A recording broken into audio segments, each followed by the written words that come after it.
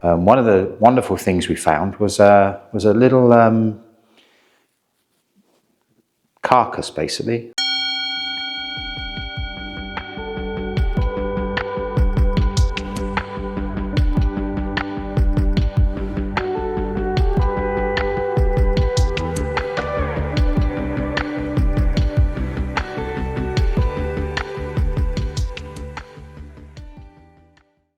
Don't forget, if you're watching this video, you've got to click something like click like and click subscribe and click all the things you need to click.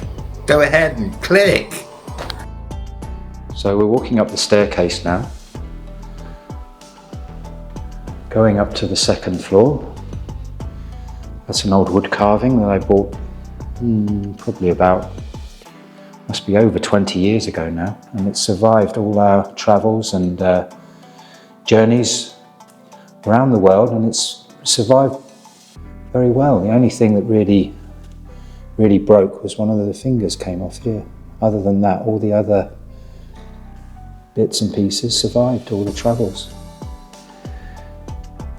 So we're going to walk up now the second flight of the stone staircase.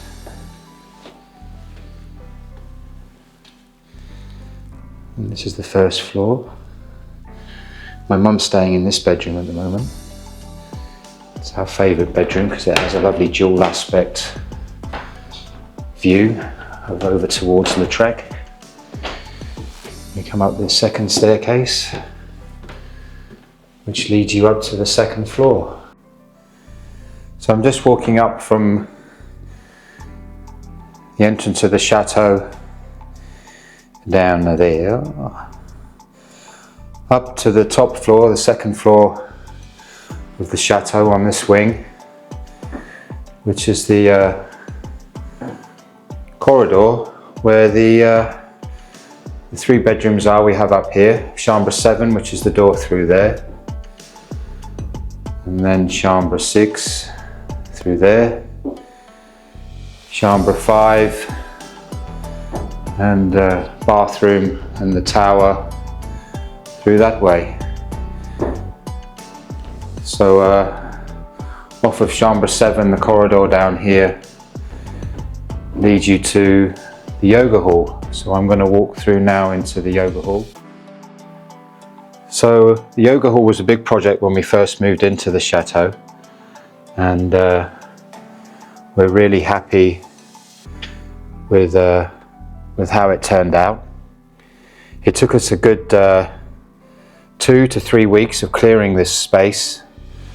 Previously it was used for a workshop from the previous owner. He did a lot of carpentry work up here, and there were 2 very large machines over against this wall. There was a big saw, wood saw, and over in this corner there was a really big lathe, a turning lathe for turning wood. And the whole room was completely full of sawdust. There were several bed frames. I think about 12 or 15 doors were stored up here. And the whole room was just chock-a-block of crap, basically. There was an old wardrobe in here, there was fire damage, there was lots of books stored up here, lots of tools. So we had to clear out the whole space. We've painted the walls, filled the walls, repaired some of the cracks that were in the walls. We had to insulate and do the whole ceiling space, which was just straight almost to the outdoors. It was just the ceiling tiles up there, so we put insulation up there. We did a live kind of plant wall at the back there, and we also installed some electric radiators, one on this wall and one on this wall, which helps with the heating up here, obviously in the winter when it's a bit chilly.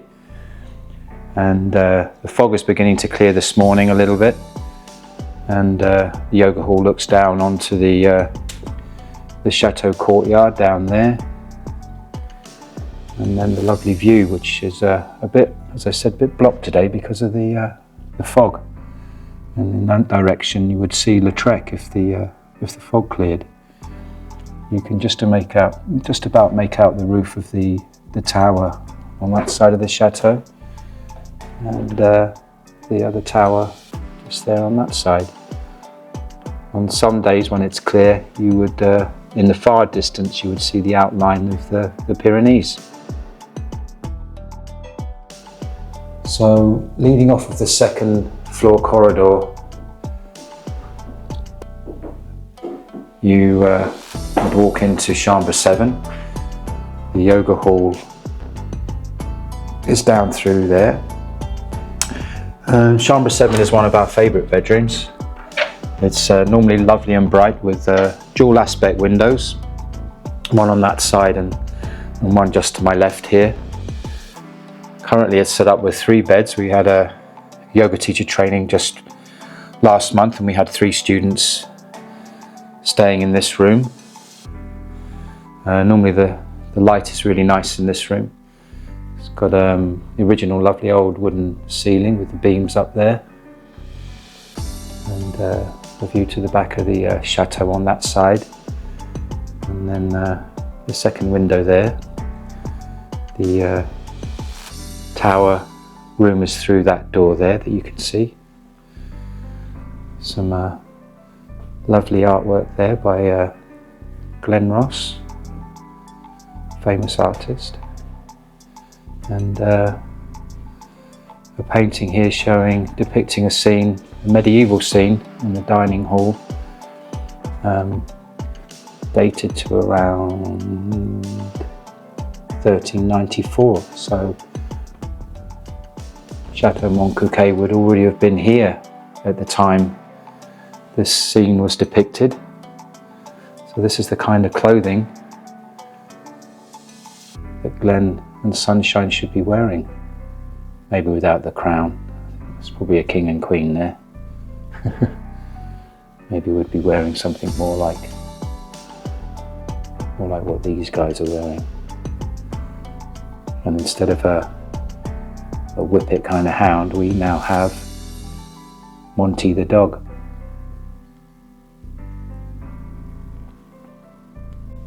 So I'm still in Chambre 7, and as you can see, I'm looking out to the back garden, trying to zoom into Sky Swing, if you can see it out the back there. Not sure, but anyway, that's the back terrace, and I wanted to show you through into the tower room off of Chambre 7. So it's quite an interesting little story that we had again during the first couple of months when we first moved into the chateau. We needed actually to get in here so we could look into the roof above us, because there were holes in the roof, in the tower roof. Now this forms part of a future project that we want to do, where we want to put bathrooms in each floor of this tower, and we can make then Chambre 7 a nice ensuite bedroom. But we couldn't get up into the roof here. We couldn't get through this trap door. It was completely locked shut, and we tried to force it open with hammers. We even tried to use some acro props to force it open. There's still one acro prop here. But we really couldn't get it open, and the main reason for that was, other than the age, was that it was full of pigeon and owl poop, crap, which we had to get rid of. We had to open it up with a circular saw. We forced it open. We then had to throw all the pigeon poo and crap, owl crap, through the window up here so that we could get inside and have a look at the damage in the roof, which we've subsequently had repaired up there. Underneath all the pigeon crap and poo, amazingly, was a lot of furniture, trunks, boxes, personal effects all stored up there. Some from the 18th century, back as far as the 18th, 19th century. So it's a bit of a mystery why it was stored up there, possibly hiding it away from people that might want to come and steal it. There's these two little alcoves here. This one was really interesting. This was full of crab and also honey and honeycomb. There's some old wasp's nest there as well, and that would have been one of the places where they could have fired out arrows, etc., on anybody that was coming to try and take the chateau.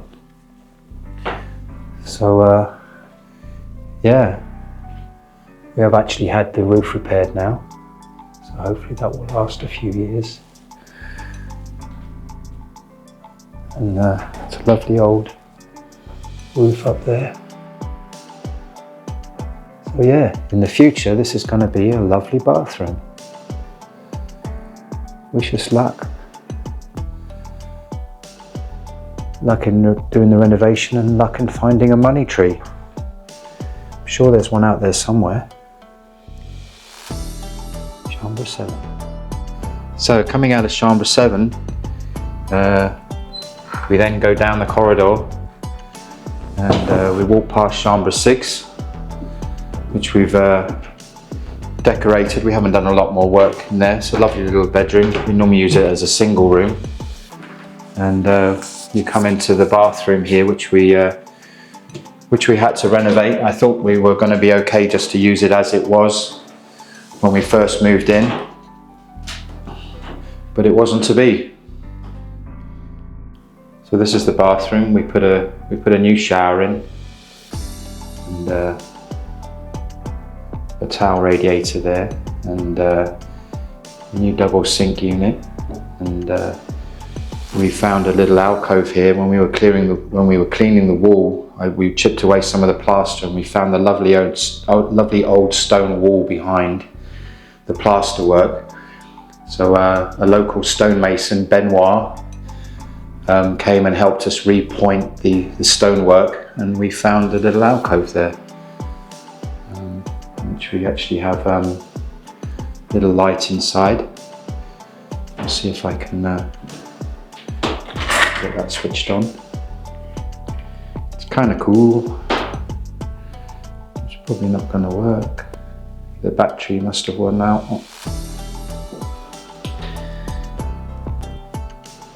And this is the top of the tower in through here. This was probably the worst room of all in the chateau that we had to clear out. It was in a really bad condition. There were old mattresses inside that were really, really manky and full of, they weren't nice at all. We had to bag them up and carry them down and clear this room out, which was in a dreadful state. There's still quite a lot of bits of old furniture in here. All these bookcases, again, were absolutely full. You would not believe the amount of stuff that was up here. That's the roof of the tower up there. Don't think you can see very much up there without any light. And yeah, we had to clear all this room out. It's a lovely old trunk here, going back a few hundred years, I would think. We actually had it open. There was some linen inside, and there must have been a key, as you can see, but now it seems to have jammed itself shut, which is a shame. So we've got to try and find a way of opening that again. And some library steps there that are a little bit need a little bit of repair. There's a little bit of woodworm and wood rot there, but hopefully we can bring those back one day. And what we're going to do with this room, I really don't know, because to access it you have to come through the bathroom. So quite how we can use this room, I really don't know at the moment. It's a shame to kind of waste it, but I'm sure we can think of something at some point.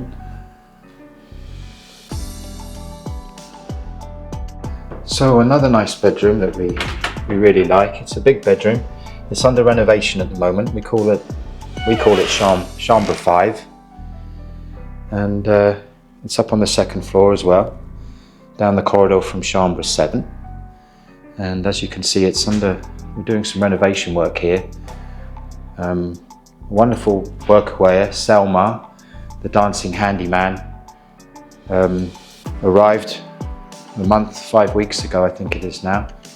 And I showed him the window here, and the whole window frame was actually wobbling and moving.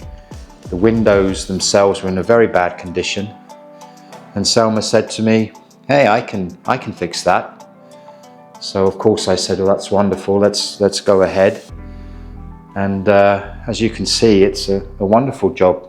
He's even stripped back some of the paintwork around the window frame here, as you can see, to reveal the stone. And he's rebuilt. He's reglazed these windows, redone the ironwork, and refitted it.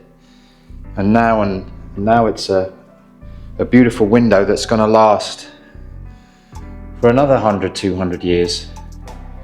So it's a wonderful job, and something that I think we're really happy with, and something that I think Selma's proud of, that he's managed to do. And it's going to form basically part of a prototype for other windows around the chateau that we want to get repaired in the future. So it's a shame you really can't see the views today, but that's the other tower on the other side of the courtyard there. You can just see that through the window there. So another little story to tell you about. When we first moved to the chateau, and we were clearing the tower room that we've just come from up in just off Chambre 7 up there, one of the wonderful things we found was a little carcass, basically, and I'll show you where it now is. Local friend of ours.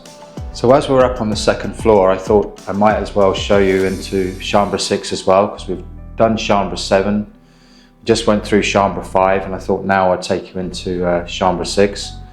One of the first jobs we got done when we moved in was to get this door fixed and reglazed. So we repurposed the door again. It was in a bit of a bad state, especially the glass here. So we got that repaired in Gaillac when we first arrived. And as I said, we normally use this as a single room, one bed. It's a lovely bright bedroom as well. And as you can see, we have one bed in here. These bed frames I actually made about, when we first moved to France about 8 years ago. So they've kind of just about lasted. We're going to look at replacing them when we can. There's some other beds, but again, 2 windows, so nice and bright this room, as you can see. Even though it's a foggy day outside, the sun is doing its best to burn the fog away. And again, you can just about make out the third tower over there, and in this corner over this side, in here where the sun's trying to come through, is the sechoire. So another little story to tell you about. When we first moved to the chateau, and we were clearing the tower room that we've just come from up in just off Chambre 7 up there, one of the wonderful things we found was a little carcass, basically, and I'll show you where it now is. Local friend of ours that lives just across the hillside over there, Montcuquet, who is a local artisan who does some fantastic work with metal. He has a forge and he does lots of really interesting work in his workshop. And he said to me, "Don't throw that away. I'll make something with it." So I left it with him. I joked with him and said, "Well, as you're French, don't eat it." And about a week later, he came back with this lovely bit of artwork here.